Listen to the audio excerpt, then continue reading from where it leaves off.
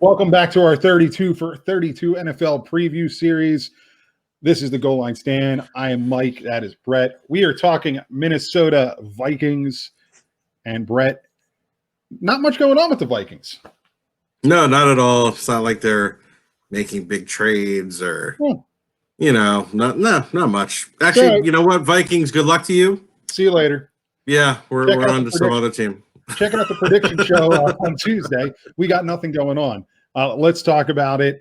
The Vikings, we're going to get to it, but I guess we can bring up the screen. Might as well.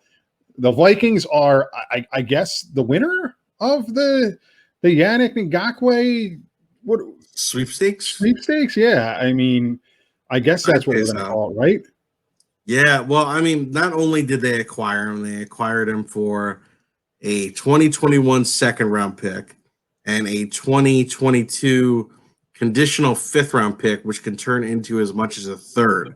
That's really not that much for, a guy who at least you're hoping is going to be a franchise pass rusher, defensive end. But I think more importantly, though, he signed a one-year deal with the Vikings for $6 million less than what he would have gotten had he kept the franchise tag. Right. So now that means A, he took a pay cut, and B, the Vikings can franchise tag him next year. Oh, right. Yeah. Because you're correct. I wasn't even thinking about that. And it would only count as the first franchise. Because remember, if you franchise someone for 2 years in a row, the second year you get the player that's tagged under that franchise tag gets a salary equivalent of 120% of what they got last year. But now this will only count as the first franchise tag. So, I mean, he obviously just wanted to get out of Dodge, and he's really betting on himself. Yeah. And, we talked about that a lot for our Jaguars preview, even back when, we kind of assessed him maybe being on the team, though we sort of realized it wouldn't happen. But I mean, so he really he came on the cheap for the Vikings. He did. Now, the interesting thing was giving up the picks. We're on the opinion of if you got in a certain type of player, it's okay to give up picks, right? Even if it's going into the first round. I'm interested in seeing here if this is going to be a long-term thing. I've checked it out in the news. If I'm a team, and I think this is where a lot of Eagles fans were very upset that the Eagles didn't make a play here. Well, the Eagles always want an extension. I guess Minnesota is willing to roll the dice here. Yeah, but if you think about it, at minimum, this is going to be a 2-year deal. Would they go ahead and franchise him next year, though? I mean, I guess it's not the tag that had Ngakoue upset. It was Jacksonville. Yeah, I think so. I'm sure he wouldn't be thrilled with the tag next year, but he'll get even more money. And look, I think this is kind of a win-win for the Vikings. Even if worst case scenario, he walks away, right? He's going to get so much money. You're going to get a third-round compensatory pick from him. Oh, easily. So you're going to recoup some of what you already let go. You know what? And again, now obviously that would not be optimal if he walked away after this season and you didn't franchise and it was just a 1-year deal. But you know what? To me, it was worth it. It provides a huge upgrade. It provides a second legitimate pass rusher opposite Danielle Hunter. This is a really good pickup by them.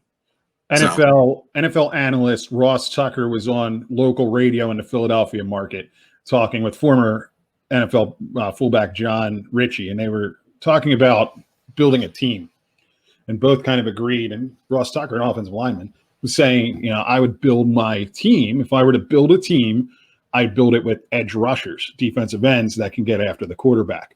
And look, that fits what Minnesota was looking for. They're 10-6. They were a wild card team a year ago. They're right there in that division. Yeah. Look, I mean, you're talking to a Giant fan who in the past 12, 13 years has enjoyed 2 Super Bowl wins because we were just filled with pass rushers. So Yeah. it is one next to quarterback, it's probably the most important position, right? Would you? Yeah, I mean, you could argue tackle. Well, yeah, I would say tackle and defensive end, they go hand in hand. Right.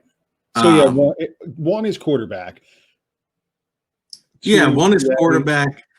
I mean, look, I think nowadays Aaron Donald has changed it a little bit in that now it's more so pass rushers as opposed to necessarily having them on the outside.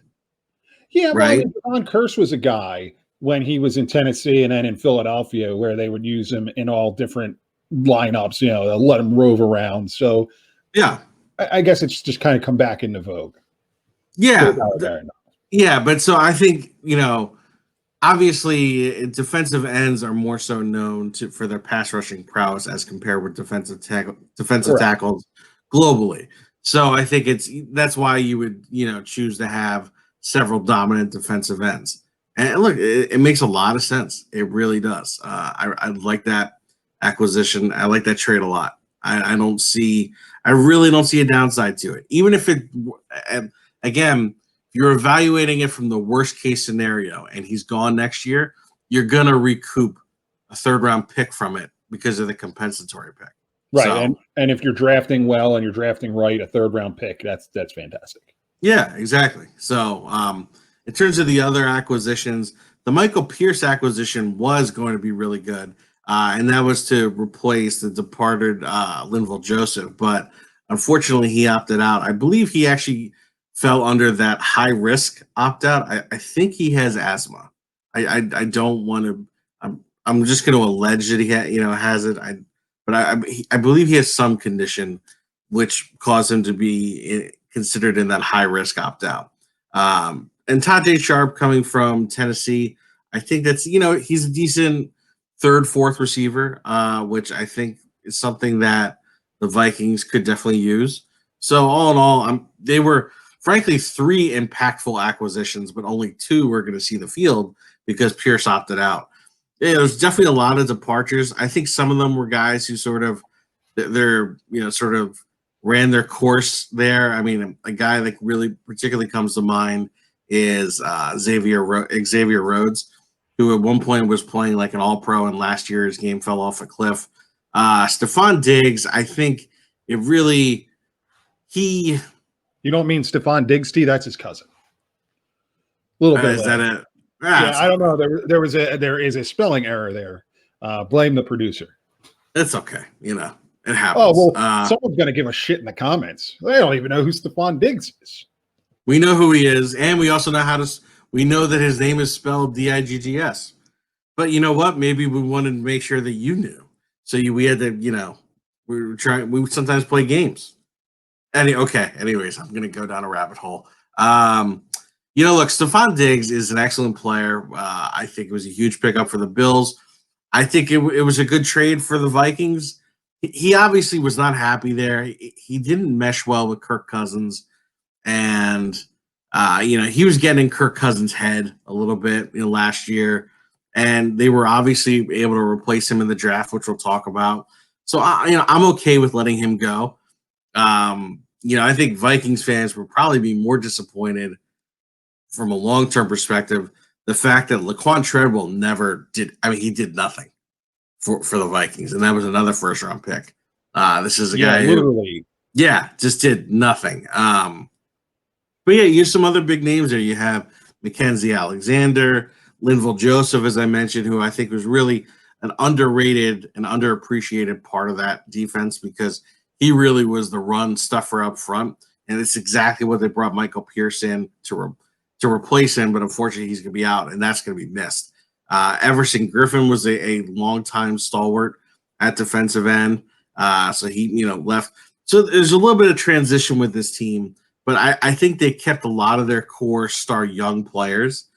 So it should They should hold up. I mean, Trey Waynes is another guy who kind of just ran the course, but they were able to replace him in the draft as well, which we'll talk about because I really like their draft. Yeah, their draft was really, really good, really, really deep. So, I mean, and there's some names on there that are worth liking. So why don't we get into it? Let's get into their draft. And there's going to be a couple things here you're going to notice that some of us are happy about. Yeah, I mean they. I immediately caught what you did, but I'll get into it for our viewers in a moment. Look, obviously there was, as you could tell, about 47 picks in this draft. Yeah, I mean, Jesus Christ, I had to reduce the thing down so that we could fit everybody on here. Yeah, I mean it's a lot of picks, but you know what? There's also a lot of picks I like. Just start at the top. The first two picks I talked about. They traded away Stefon Diggs. They they did not re-sign Trey Waynes. Well, guess what? You just drafted their replacements. Two guys I really liked. I actually had Justin Jefferson going a little earlier in the draft. I had him going to the Eagles. But either way, he's an excellent receiver. Really good hands, very good route runner. So I think that he is going to, quickly replace Stefon Diggs. Jeff Gladney is an excellent cover corner for TCU. A little bit undersized, but has no problem coming up and sticking his nose into the run game. So I don't think you're missing much in terms of losing Trey Waynes. Ezra Cleveland, I think, is a nice offensive tackle. It's kind of right where he was like a round 2 offensive tackle. He's pretty athletic, so he should fit in with the zone running scheme that the Vikings have. Cam Dancer is a really nice corner as well. This is a guy who I actually thought some people even had him in the late first round. So you get him and Jeff Gladney. That's a really nice combo. Another guy I really like in that 4th round grouping there is James Lynch, the defensive tackle. So then if as many of you can see there, those watching along, Harrison Hand is an alumnus of Cherry Hill High School West, which my amazing co-host is also an alumnus of Cherry Hill High School West. Captains of the Cherry Hill West football team. Now, he had considerably more success than I have, but, we both have our names etched in immortality in the building high upon Old Chapel Hill. He also had a little bit more success as part of his team, right? Was that the playoff team, Mike? That was. And I'll tell you something about Harrison Hand. He's on here as a cornerback. He played cornerback at Baylor, played cornerback when he went to Temple and transferred. Yeah. I'm still firmly convinced that this might be one of the more exciting and electric offensive players I've ever played. And I was on literally on the field for him taking over a game in high school and propelling his team to a victory. And he turned around and looked at the officials and said, "I'm going to score." Okay. As long as no one holds, I don't care. That's all I'm looking for. And literally he did. He took over a game. Now, of course, I'm going to be a little biased. No, look, but I think, and we've mentioned this before, and for viewers who haven't seen, I would encourage you to watch all of our preview videos and check out our podcast. Go to @GLStanShow, all social media platforms. We're from South Jersey, and we always take time to point out either New Jersey kids, Delaware Valley kids. For those of you that don't live anywhere near here, the Delaware Valley is the Philadelphia metropolitan region. So that's Philly, the suburbs in Pennsylvania, in South Jersey, and actually northern Delaware as well. But so we always like to point out local kids. And we also include North Jersey in that as well. Mike and I are Rutgers fans. Yep, feel sorry for us. It is we exist. But nevertheless, I attended Cherry Hill East, but we root for local kids. So we're definitely rooting very much so for Harrison Hand to do well. But you know what? From an objective standpoint, I really thought that he I kind of viewed him as a 4th, 5th round pick and a guy who is going to make a roster and have an NFL career. So I think this is a good pick for the Vikings. I see him as like sort of a nickel corner. And if you think about it, he's the third legitimate cornerback from this draft class. As I mentioned, the first two I really liked. He's a really good player and a really good fit for them here, outside of our, my take on him. But it's a really good pick at that juncture of the draft. Yeah, and look, if we talk about every one of these picks, we're going to be here until the 2021 draft. But in terms of the 7th round picks, of all of those that I really like Kenny Wilkes from Michigan State. I thought he's a good football player, good athlete, gets after it, high motor. I think he's someone who can help out from a rotational standpoint, and sort of also learn behind Danielle Hunter and Yannick Ngakoue. So I think there's a very good draft. Agreed with you. I enjoyed their draft. I thought it was good for what it was. Very, very long. I can just remember watching the later on the second day, and it was like third days. Like, Jesus Christ, Minnesota. Yeah. Again. Let's get into it. We have 4 key questions for the Minnesota Vikings in 2020, and we're going to start with one where we kind of touched on it to begin with, but worth checking out again, and that is Yannick Ngakoue. Does he make this a top 10 defense? I'm going to go yes, because I think pairing him with Danielle Hunter, you really have those 2 solid edge rushers. Combine that with the rookie cornerback class you're bringing in. Combine that with, I think they probably have the best pair of safeties in Anthony Harris and Harrison Smith. Then you have Anthony Barr and Eric Kendricks. So yeah, I think that makes him a top 10 defense. On that note, what defensive departure has hurt them the most that maybe prevents them from being that great of a defense?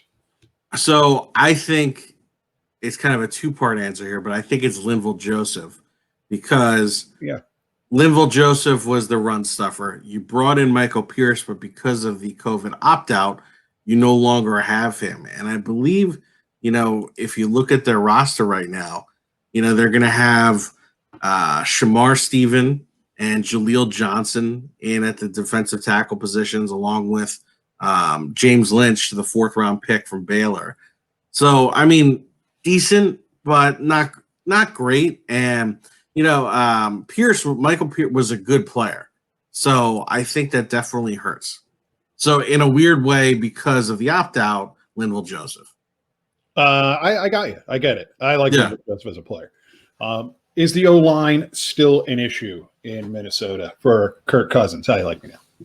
You like that? So you like that? Sorry. No, I got him. I got the reference.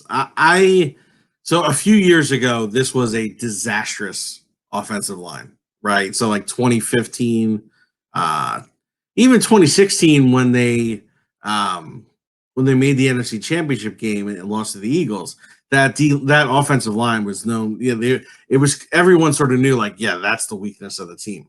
I think since then they have improved. I think Brian O'Neill is a solid player. Riley Reif, who I think they just announced today, has actually restructured his deal. Otherwise, he may have been a cap casualty because of the Yannick Ngakoue trade.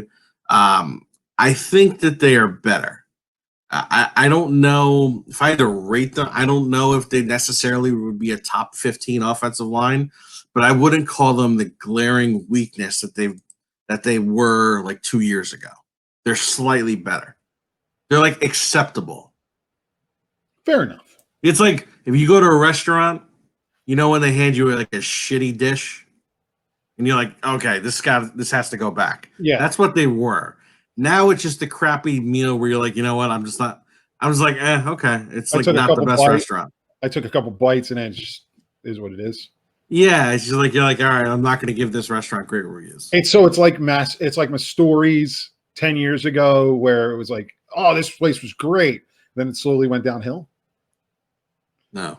Is it like that buffalo chicken? Is it like that buffalo pizza that I got that one time, where I thought it was buffalo chicken pizza and it was made from buffalo Oh Nope. God, that was a bad one. Yeah, And it was awful. All right, understood. you know what? That was the restaurant's fault because the restaurant should fully explain what actually is entailed in the pizza. It was a buffalo pizza. I'm like, oh, okay, buffalo pizza. And I remember that thing came out. I'm like, I don't know. And I took one bite, and that was the end of that. I think I almost threw up.